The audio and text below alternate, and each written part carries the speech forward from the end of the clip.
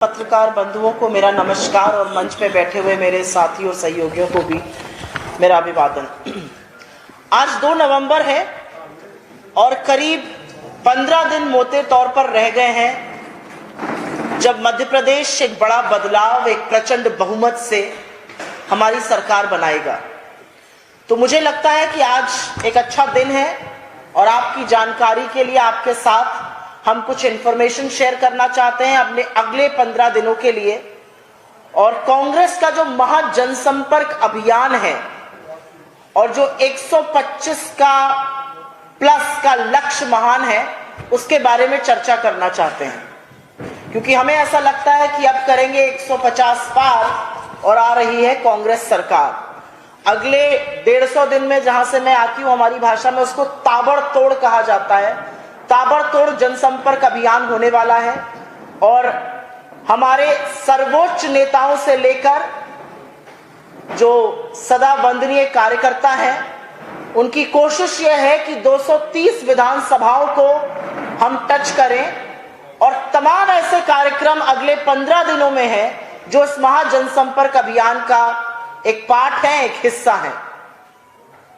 इसमें से करीब 17 ऐसी रैली हैं जो कांग्रेस अध्यक्ष श्री मल्लिकार्जुन खड़गे जी, हमारे नेता श्री राहुल गांधी जी, हमारी नेत्री श्रीमती प्रियंका गांधी जी अक्रॉस मध्य प्रदेश के हर छोर में पहुंचकर एड्रेस करेंगी। करीब 17 ऐसी रैली है अगले 15 दिनों में।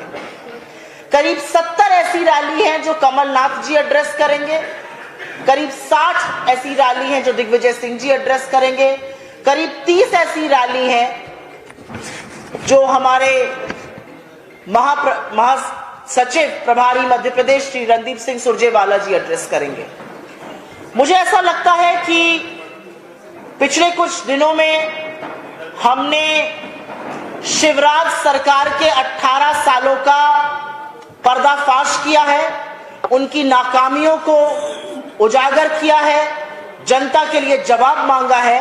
लेकिन ये सब करते हुए हमने अपनी प्रतिबद्धता, अपने वचन पत्र, अपना जो मध्य प्रदेश की हमारी योजना, हमारा प्लान है, उससे हम जरा सा भी इतर उतर नहीं हुए हैं।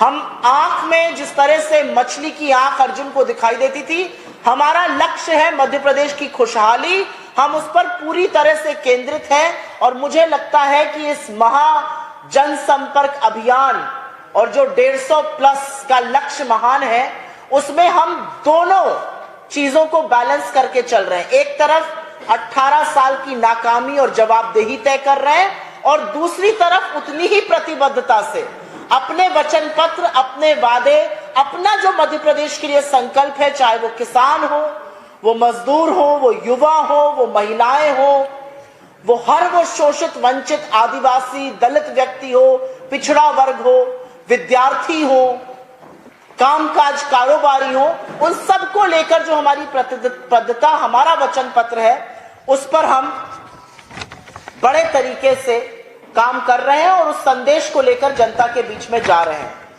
ये चुनाव, मुझे ऐसा लगता है, मैंने बहुत सारे कांग्रेस के चुनाव देखे हैं, कई राज्यों में देखे हैं।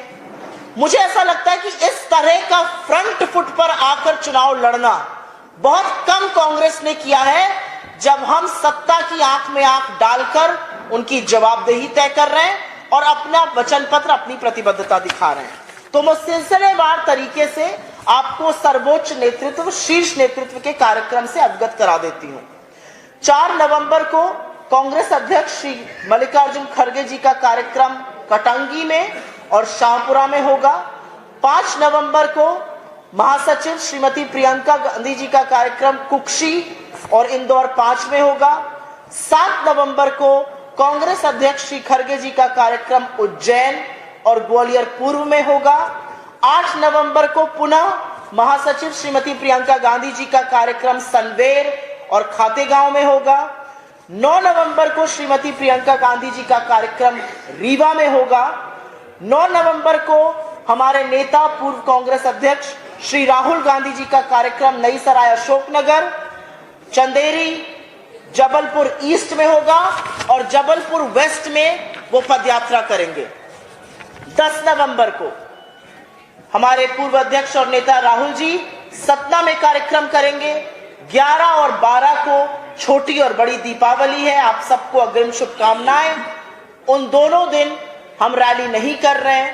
13 नवंबर को राहुल जी पुनः तिमरनी में और फिर उदयपुरा में रैली संबोधित करेंगे और शाम को वो इकबाल नगर भोपाल में पदयात्रा करेंगे। 14 नवंबर को राहुल जी विदिशा में कार्यक्रम करेंगे और राजनगर खजुराहो में एक रैली को संबोधित करेंगे। 15 नवंबर को पुनः प्रियंका जी दतिया में कार्यक्रम करेंगी। 15 नवंबर को हमारे अध्यक्ष श्री खरगे जी आमला बितूल में कार्यक्रम करेंगे। और जैसा कि मैंने आपको बताया, इसके अतिरिक्त करीब 70 रैली आज से लेकर अगले 15 दिन में श्री कमलनाथ जी एड्रेस करेंगे। करीब 60 रैली श्री दिग्विजय सिंह जी एड्रेस करेंगे। करीब 30 रैली श्री रणदीप सिंह सुरजेवाला जी एड्रेस करेंगे। इसके अतिरिक्त क्योंकि हमारा जो महाप्लान है, जो महासंपर्क अभियान है, वो 230 विधानसभाओं को टच करने का है। इसके अतिरिक्त मध्य प्रदेश के हमारे वरिष्ठ कांग्रेस नेता, जिसमें श्री अरुण यादव जी हैं, श्री सुरेश पचौरी जी हैं, श्री जीतू पटवारी जी हैं, श्री कमलेश्वर पटेल जी हैं, श्री अजय सिंह राहुल जी हैं, श्री कांतिलाल भूरिया जी हैं, श्री उमंग सिंगार जी हैं, श्री ओंकार मार्कम जी हैं, श्रीमती विजय लक्ष्मी साधो जी हैं, श्री सज्जन वर्मा जी हैं। ये सब उन 230 विधानसभाओं को टच करेंगे, जिनका की निर्णय 3 दिसंबर को आएगा, लेकिन मत 17 नवंबर को पड़ जाएगा। मुझे ऐसा लगता है कि यह निर्णायक चुनाव है। ये देश की ही, मध्य प्रदेश की नहीं, देश की राजनीति की दशा और दिशा तय करेगा। और इसीलिए हमारा महासंपर्क जो अभियान है, वो फुल थ्रॉटल, जिसको इंग्लिश में बोलते हैं, फ्रंट फुट फुल थ्रॉटल, प्रचंड कह लीजिए, ताबड़तोड़ कह लीजिए, वो अब से होने वाला है। और हम 230 विधानसभाओं को इसमें टच करेंगे और हम पूरी तरह से आश्वस्त हैं कि 150 के पार हमारा अंक होगा और हम प्रचंड बहुमत से सरकार बनाएंगे। आपके सुओ मोटो सवालों का पहले मैं स्वागत करती हूँ। सोनिया जी का आपने नहीं बताया, सोनिया गांधी जी का इसमें क्या मतलब रोल प्रचार रहेगा? मुझे ऐसा लगता है कि श्रीमती सोनिया गांधी जी बहुत ज्यादा प्रचार करने बाहर नहीं जा रही हैं। उनके वीडियो मैसेजेस जो हम तमाम तरीकों से, तमाम प्लेटफॉर्मों पर वो आने वाले दिनों में आएंगे, वो चलाएंगे। लेकिन मुझे ऐसा लगता है कि अगले 15 दिनों में हमारे 3 शीर्षस्थ नेताओं की 17 बड़ी रैली, 70 रैली पीसीसी अध्यक्ष श्री कमलनाथ जी की, 60 रैली दिग्विजय सिंह जी की, 30 रैली सुरजेवाला जी की, और उसके अतिरिक्त तमाम ऐसे हमारे स्टार प्रचारक जो लगातार आते रहेंगे, किन्हीं का तो मैंने नाम का भी जिक्र नहीं किया है। मुझे लगता है ये बड़ी कैंपेन है और बहुत कुछ इससे तय होगा देश की राजनीति में। तो हम पूरी शिद्दत से और प्रतिबद्धता से ये चुनाव लड़ रहे हैं। जी, आपने कहा कि कमलनाथ जी, राहुल गांधी, प्रियंका गांधी सब ताबड़तोड़ रैलियां करेंगे। कमलनाथ जी की बहुत सारी रैलियां गिरवाई। अभी थोड़ी देर पहले बीजेपी के एमएलए रामेश्वर शर्मा जी ने बयान दिया कि वो अपने अंतिम पड़ाव पर है और कांग्रेस लगातार उन्हें बीजेपी उन्हें लगातार बुजुर्ग नेता बताती है। तो ये जो बीजेपी के आरोप है, ऐसे में कैसे आप लोग इतनी समाया और ये सब मैनेज करेंगे? मुझे आपका प्रश्न नहीं समझ में आया। मैंने आपको अपना प्रोग्राम बताया। मैंने बताया कि अगले 15 दिनों में हम क्या करने वाले हैं। एक महा जनसंपर्क अभियान लॉन्च कर रहे हैं और 150 प्लस हमारा लक्ष्य है। क्या कह रही है? मुझे ऐसा लगता है भाजपा के जो वक्तव्य का आपने जिक्र किया, ऐसी ओछी राजनीति से हम तो जरूर बचना चाहेंगे। इस तरह की ओछी, गंदी और मुझे ऐसा लगता है बेहद बेशर्मी की राजनीति है ये। आप किसी को उम्र के अंतिम पड़ाव में कह दीजिए he is giving you a run for your money. असलियत ये है कि भाजपा को समझ में नहीं आ रहा है कि किस तरह से वो निस्तो नाबूद होने वाली है मध्य प्रदेश में। तो इस तरह के जो वक्तव्य हैं वो उनकी बौखलाहट के, उनकी घबराहट का प्रतीक जरूर है। पर मुझे ऐसा लगता है कि राजनीति में शब्दों का चयन थोड़ा ठीक से किया जाना चाहिए। दुश्मनी ऐसी करो कि अगर कभी दोस्ती हो जाए तो आंख में आंख डाल के बात कर सके। किसी की उम्र पर, किसी के स्वास्थ्य पर, इस तरह की बातें करना फिजूल है। मैं इस बात को बिल्कुल तवज्जो नहीं देती हूँ। भारतीय जनता पार्टी के विधायक रामेश्वर शर्मा 2 बार राम मंदिर मुद्दे को लेकर प्रेस वार्ता की। आज उन्होंने प्रेस वार्ता की राम मंदिर के मुद्दे को लेकर। कांग्रेस पार्टी को किस तरह से देखती है? क्या भारतीय जनता पार्टी फिर से राम मंदिर के मुद्दे को लेकर चुनाव में जाएगी 2023? भारतीय जनता पार्टी कितनी मुद्दा विहीन है वो इस बात का परिचायक है। मुझे ऐसा लगता है कि एमपी में 18 साल का जवाब मांग रहे हैं, जब आप हिसाब मांग रहे हैं, जब आप पूछना चाहते हैं कि मामा जी और सबने मिलकर किस तरह से एमपी को लूटा, तो आप इधर की उधर की बातें कर रहे हैं। अरे आप बताइए, आपने किसानों के लिए क्या किया, युवाओं के लिए क्या किया?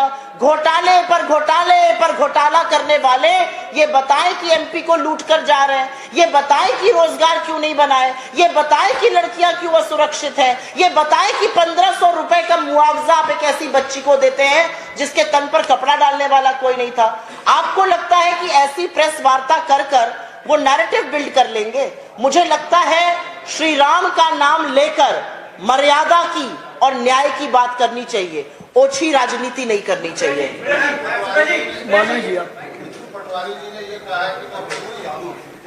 क्या नहीं, मुझे नहीं लगता कि मैं किसी के टिप्पणी पर टिप्पणी करना चाहूंगी। मुझे लगता है ये कोई होड़ हिंदुओं में नहीं है, ये होड़ है कुशासन और सुशासन में। और सुशासन के साथ हमेशा श्री राम, सुशासन के साथ हमेशा न्याय, सुशासन के साथ हमेशा नैतिकता और सुशासन के साथ हमेशा धर्म खड़ा होता है।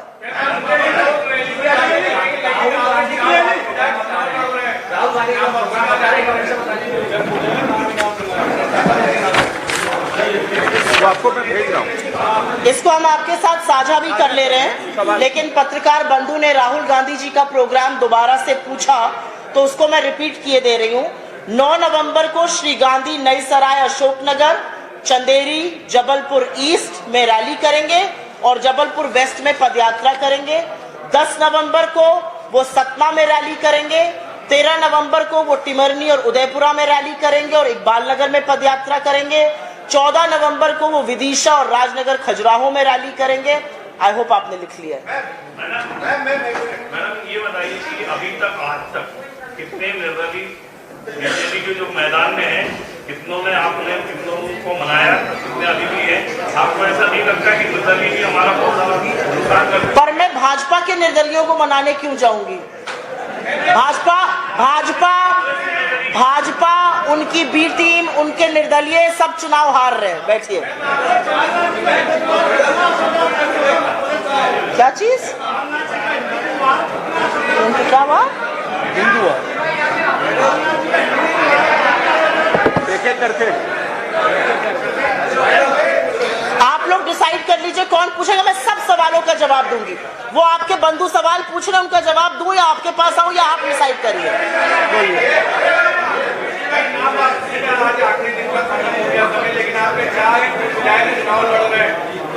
ठीक है, लोकतंत्र है, लड़ने दीजिए। नहीं बिगड़ेगा।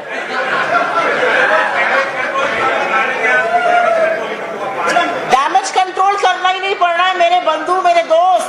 प्रचंड बहुमत से सरकार बन रही है। जाइए, सर्वे कीजिए।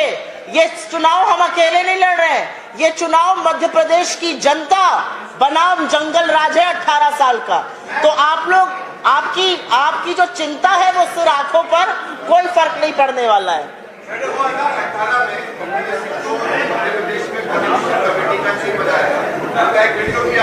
पार्टी को लगता है कि मेरे प्रचार प्रसार करने से वोट कटने, इसलिए उन्होंने कोई रैली इस बार क्या पार्टी ने उन्हें जिम्मेदारी दी है या उन्होंने कहा कि कोई रैली सभा? मैंने आपको एक पूरा प्रोग्राम विस्तृत रूप से बताया, अपने सर्वोच्च नेतृत्व का प्रोग्राम डेट वाइज सिलसिलेवार तरीके से गिनवा दिया। कौन कितनी रैली कर रहा है मैंने ये भी बता दिया। प्रदेश के नेतृत्व का नाम भी आपके सामने रख दिया।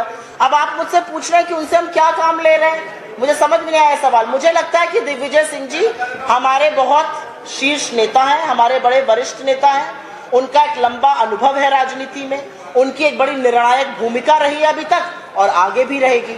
जी पूछिए सर। बैठ जाइए। एक सवाल ये पूछ रहे हैं, आपसे थोड़े उम्र में बड़े हैं, मुझे लगता है इनको पहले मौका दे देना चाहिए। कर्नाटक में जिस ताबड़तोड़ तरीके से राहुल गांधी जी ने कैंपेन किया वो मध्य प्रदेश में नहीं देखा। मुझे ऐसा लगता है कि पत्रकार बंधु एक प्रश्न लेके आ जाते हैं और मेरी बातें नहीं सुन रहे हैं यहाँ पर। मुझे ऐसा लगता है कि राहुल गांधी जी ने एक जबरदस्त भारत जोड़ो यात्रा यहाँ पर निकाली। वो करीब 13 दिन मध्य प्रदेश में रहे थे। वो पहले भी यहाँ पर आ चुके हैं। मैंने आपको उनका प्रोग्राम 5 दिन का लगातार गिनवा दिया है। और उसके कर्नाटक में जब चुनाव हो रहा था मेरे बंधु, तब एक स्टेट में चुनाव हो रहा था। आज राजस्थान में भी हो रहा है, मध्य प्रदेश में भी हो रहा है, छत्तीसगढ़ में भी हो रहा है, तेलंगाना में भी हो रहा है और मिजोरम में भी हो रहा है। और हर जगह से राहुल जी की डिमांड है। और असलियत यह है कि मिजोरम जैसी जगहों पर मोदी जी के घटक दलों ने बोल दिया है वो आए नहीं, हम उनके साथ मंच साझा नहीं करेंगे, क्योंकि मणिपुर के वजह से लोग नाराज हैं। राहुल जी की इतनी डिमांड है 5 राज्यों में, एक ही अकेले हैं, एक अनार है और 100 उनको पूछने वाले हैं। सुप्रिया जी, आप आईटी विभाग की प्रमुख हैं। आराम से, धीमे। मैं तो माइक पर हूं ना, आप क्यों अपना गला फाड़ रहे हैं? चले, आप आईटी विभाग की प्रमुख हैं। इस बार social media campaigning Madhya Pradesh के चुनाव में बहुत बढ़ चढ़कर आगे चल रही है। ये अच्छी बात है। चेहरा मोहरा आंखों से आंखें मिलाकर जब उम्मीदवार वोट मांगने जाता है तो बहुत कुछ असलियत सामने भी आती है। इस बार कहीं ना कहीं कांग्रेस के लोग जो वोट मांगने के लिए जा रहे हैं, आंखों में आंखें मिलाकर वोट मांगने के लिए सोशल मीडिया पे ज्यादा डिपेंडेंट नहीं हो गए। अब आप एक तरफ से तो मुझे अच्छा भी कह रहे हैं और दूसरी तरफ से आपने एक उसमें किंतु परंतु अपितु भी डाल दिया। मुझे लगता है सोशल मीडिया और जमीनी राजनीति आज की तारीख में एक दूसरे की पूरक है। आप काम करते रहिए अपने क्षेत्र में, लेकिन अगर उसका मीडिया और सोशल मीडिया के माध्यम से प्रचार प्रसार नहीं करिएगा तो कोई मतलब नहीं है। और आप सिर्फ प्रचार प्रसार करते रहिए और जमीनी स्तर पे काम ना करिए तो हम 150 की अपेक्षा नहीं करते। मुझे लगता है पैरेलल लाइंस है, पूरक है। आपने एक यहाँ पे मुझे कॉम्प्लीमेंट दिया, मैं अपनी टीम के बतौर ये कॉम्प्लीमेंट लेती हूँ। धन्यवाद आपका ये कहने का। मुझे लगता है आंख में आंख डालने की जो हमारी राजनीति है वो मेरे नेता राहुल गांधी से हम सब सीखते हैं। उनको कोई फर्क नहीं पड़ता उनके साथ आप क्या करिए, वो आंख में आंख डालकर आपसे सवाल पूछते हैं और आपको मजबूर करते हैं जवाब के लिए। ये महाजनसंपर्क अभियान कल से शुरू हो रहा है या प्रगति की रैली के साथ शुरू होगा? एक सवाल है।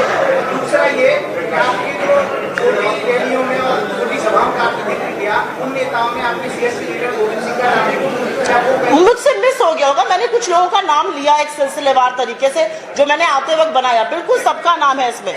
आपने मुझसे पूछा ये कब शुरू हो रहा है, ये शुरू हो चुका है, लेकिन मैं अगले 15 दिनों का ब्यौरा आपको दे रही हूँ, जिससे कि आप भी तैयार रहिए कि हमारे कितने शीर्ष नेतृत्व के लोग आने वाले हैं और आगे हमारा क्या नैरेटिव बनेगा। तो मुझे नहीं लगता कि हम इसका कल का या किसी मुहूर्त का इंतजार कर रहे हैं। ये चल रहा है, लेकिन अगले 15 दिन के लिए हम फाइनल लैप में जा रहे हैं, इसलिए आपको सूचित करना जरूरी था। अंबुज भाई पीटीआई से अंबुज भाई बोल रहे दिल्ली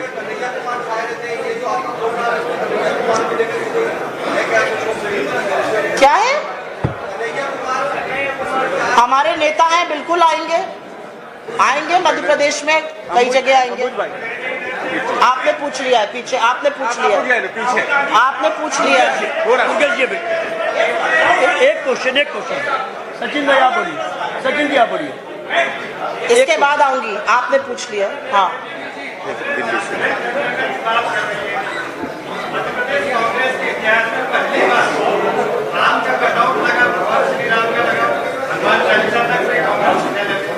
नेहरू जी के जमाने में जाति निरपेक्ष धर्म निरपेक्ष राजनीति करने वाली कांग्रेस, क्या यह धर्म और जाति मुद्दा है? मुझे लगता है कि आप शायद मेरी प्रेस वार्ता में पहली बार आए हैं। आपका स्वागत है। मैंने 2 प्रेस वार्ता अभी तक भोपाल में की है और मैंने इस पर बड़ा विस्तृत जवाब दिया है।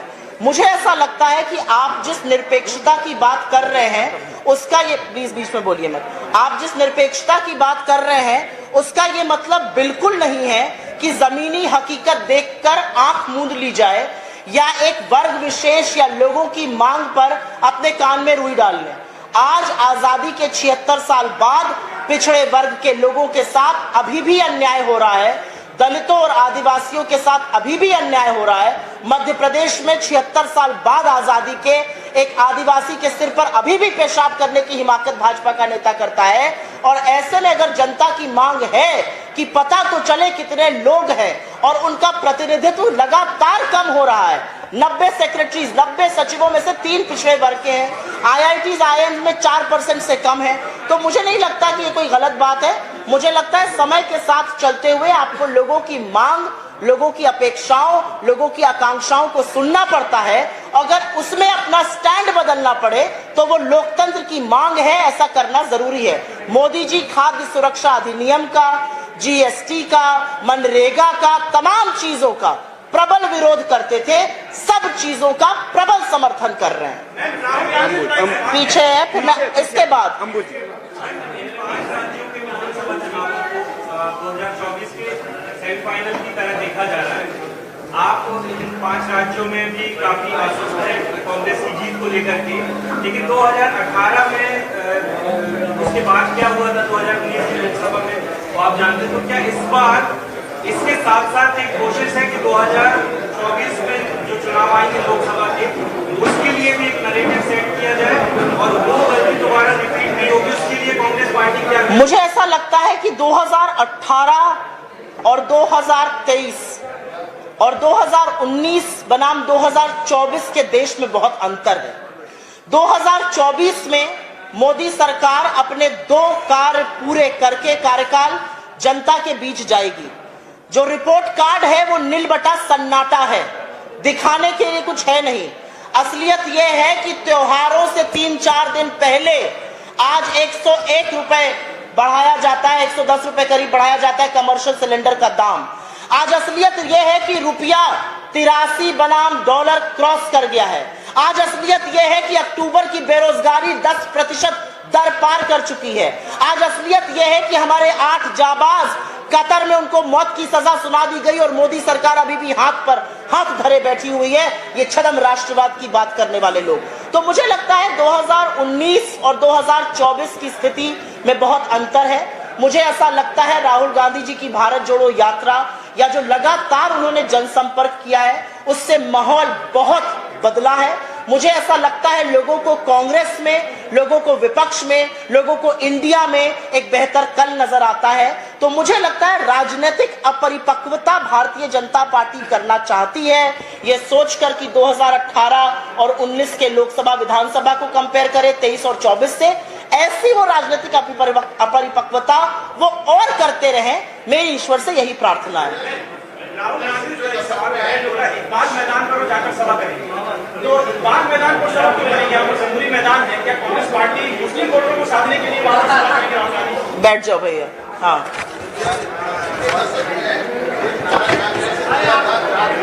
आपने पूछ लिया सर, अभी पहले मैं उनसे पूछूंगा। हाँ, थोड़ा अगर आप लोग शांत हो जाइए तो मुझे इनका प्रश्न सुनाई देगा। हाँ, मुझे नहीं लगता जिसको आप हिंदू कार्ड कह रहे हैं वो उनका धर्म है, वो उस धर्म के अनुयायी है। मुझे ऐसा लगता है धर्म किसी की बपौती तो है नहीं। मुझे लगता है स्वयंभू ठेकेदार जो धर्म के बने घूम रहे हैं वो आपके गंगा जल पर 18% GST लगा रहे थे, हमारे विरोध के बाद उन्होंने हटाया। तो मुझे नहीं लगता कि धर्म पर यहाँ पर बैठकर मैं टिप्पणी करूंगी, लेकिन मैं एक बात ये पूरी तरह से और पुरजोर तरीके से जानती हूँ कि ईश्वर और भगवान और धर्म उसी का साथ देता है जो सच के साथ खड़ा होता है, क्योंकि सत्य ही ईश्वर है और सच के मार्ग पर हम हैं। कुशासन की पतन होगा। कमलनाथ जी ने सभा की सागर में उन्होंने बोला वहाँ पर जिन नेताओं ने या जिन मंत्रियों ने जो भी किया है सबका हिसाब किताब रहता है, बराबर किया जाएगा। तो इसे एक भावना से देखा जाए या फिर सरकार बनेगी तो सबका हिसाब किताब होगा? आपके सवाल का जवाब देने से पहले मैं आपसे हाथ जोड़ के करबद्ध निवेदन करती हूँ कि जब अमित शाह जी दोबारा आएंगे मध्य प्रदेश तो उनसे जरूर पूछिएगा कि उन्होंने सरकार के अधिकारियों को जो धमकाया कि जो कमल का साथ नहीं दे रहे उनके साथ हम निपट लेंगे, जब उसका जवाब मिल जाएगा तो मैं इसका जवाब दे दूंगी। लेकिन हाँ, मैं छोटे मुंह बड़ी बात नहीं करूंगी। जो प्रशासन के अधिकारी या जो निरंकुश पूरी तरह से निरंकुश भाजपा के नेता सत्ता को अपनी जागीर समझकर लोगों के ऊपर और विपक्ष के ऊपर अत्याचार करेंगे तो हम क्या, भगवान और समय उसका जवाब देगा। वैसे भी आपने कहा इंडिया गठबंधन में सहयोगी, अभी चुनावी राज्यों से पहले जो आपके इंडिया गठबंधन के सहयोगी दल है, इधर ईडी की जो छापेमारी चल रही है, अभी अरविंद केजरीवाल को भी नोटिस दिया, राजस्थान छत्तीसगढ़ में भी, दिग्विजय सिंह ने कहा एमपी में भी छापा पड़ेगी, इस पर कैसे लेंगे? मुझे ऐसा लगता है कि जब भाजपा खतरे में होती है, जैसे हम सब खतरे में होते हैं तो अपने इष्ट को याद करते हैं, कोई हनुमान चालीसा पढ़ता है, कोई दुआ करता है। खतरे में होते हैं तो सबसे जो प्रबल चीज होती है उसी को याद किया जाता है। जब जब भाजपा खतरे में होती है, घबराती है, बौखलाती है, डरती है, तो उसको 3 लोग याद आते हैं, भगवान राम, श्री कृष्ण या हनुमान याद नहीं आते। ईडी, सीबीआई, इनकम टैक्स, जो उनके सबसे प्रबल घटक दल है, वही याद आते हैं। वो हिमाचल में भी याद आए थे और वो कर्नाटका में भी याद आए थे, और हमने देखा कि कैसे जनता ने उनके घटक दलों की बर्बरता और उनके अत्याचार और निरंकुशता का जवाब दिया था। यही जवाब राजस्थान में, छत्तीसगढ़ में, और अगर मध्य प्रदेश में ऐसा करेंगे तो यहां पर भी जनता यही जवाब देगी। मैंने अपना सवाल का जवाब दे दिया, आपका सवाल हो चुका। I think we are done. हाँ,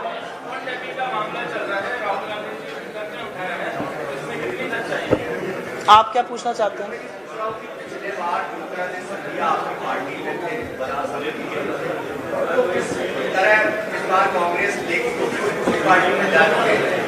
तो उनको हम क्यों लेंगे?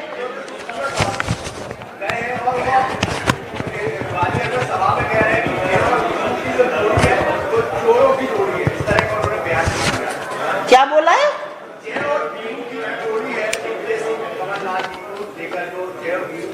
जय और वीरू की जोड़ी चोरों की जोड़ी है, ये श्री ज्योतिरादित्य सिंधिया जी ने श्री कमलनाथ जी और श्री दिग्विजय सिंह जी के लिए कहा है। अच्छा, कल शाम को ही शायद नरेंद्र सिंह तोमर जी ने अपने और शिवराज जी के लिए भी ये कहा है, तो वो क्या शिवराज जी को और नरेंद्र सिंह तोमर जी को डाकू सरेआम और चोर सरेआम बोल रहे हैं? ये तो दिक्कत की बात है, भाजपा से पूछिए इस बात को। आपने मुझसे सवाल पूछा, आप पूछ चुके हैं, प्लीज बैठ जाइए। आप सवाल पूछ चुके हैं, प्लीज बैठ जाइए। आपने मुझसे फोन टैपिंग पर सवाल पूछा, मैं उसका जवाब देना चाहती हूँ। मुझे ऐसा लगता है कि मेरे नेता ने प्रेस वार्ता करी, प्लीज थोड़ा शांत हो जाइए। मुझे लगता है मेरे नेता ने प्रेस वार्ता की और उन्होंने 2 टूक तरीके से कहा, आप फोन टैपिंग कर लीजिए, आप जासूसी करिए, आप कुछ भी करिए, लेकिन राजा की जान जिस तोते में है उसकी गर्दन हमारे हाथ में आ चुकी है, और तोता भी तड़प रहा है और राजा भी बौखला रहा है। असलियत यह है कि कुछ लोगों को विपक्ष में, जिसमें से मेरे पास भी, देर रात को एप्पल की तरफ से एक नोटिफिकेशन आया और उस नोटिफिकेशन को थ्रेट नोटिफिकेशन कहा जाता है, और उसमें उन्होंने लिखा कि स्टेट स्पॉन्सर्ड अटैक का आप शिकार हो सकते हैं। मैंने रात को शायद 12:09 पे आया था, मैंने देखा, मैंने कहा चलो पता करते हैं, 2-4 लोगों को भेजा, ज्यादा कुछ बात नहीं हुई। सुबह जब मैं सो के उठी तो तमाम लोगों के पास आया हुआ था, तमाम चर्चा चल रही थी। ठीक है भाई, रिस्पॉन्सिबल, एक जिम्मेदार नागरिक, विपक्ष भूल जाइए, एक जिम्मेदार नागरिक होने के नाते मेरी अपेक्षा अपनी सरकार से थी कि अगर एक ऐसा थ्रेट नोटिफिकेशन आया है जिसके बारे में एप्पल ने यह बोला है, तो सरकार उसकी तफ्तीश करेगी। अगले 10 घंटे सरकार से सुई टपक सन्नाटा, एक शब्द नहीं।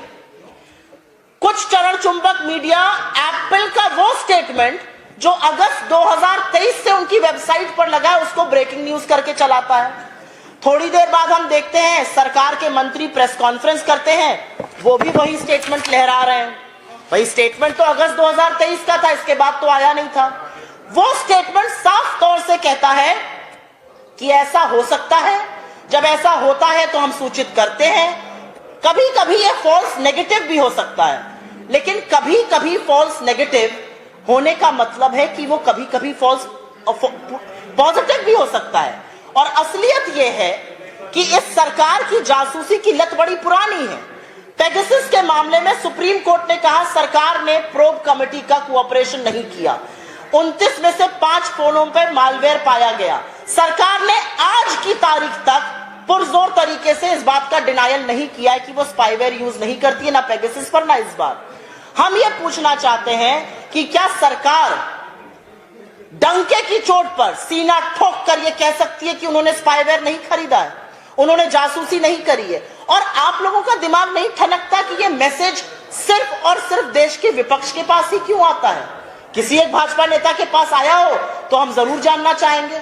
मुझे ऐसा लगता है, बड़ी बड़ी रिपोर्ट्स के अनुसार सरकार जासूसी का तंत्र, स्पाईवेयर खरीदने के लिए टेंडर निकाल चुकी है, 133 करोड़ से लेकर 10,000 करोड़ तक का। अब सरकार को बताना है, सरकार कितनी भी जासूसी कर ले, क्या पता चलेगा आपको? आपको पता चलेगा कि कैसे हम फोन पर दिन रात लोगों की पीड़ा, उनका दर्द, उनका दुख समझते हैं, सुनते हैं और आपको घेरने का प्रयास करते हैं। आपको पता चलेगा कि आपने मुंह में दही और आंखों पर पट्टी बांध ली अडानी पर, लेकिन दुनिया के बाकी देश अडानी की जांच कर रहे हैं और आपके उस तोते की चर्चा हम करते हैं। असलियत यह है कि सरकार जब जब डरती है तो इसी तरह के हथकंडे अपनाती है।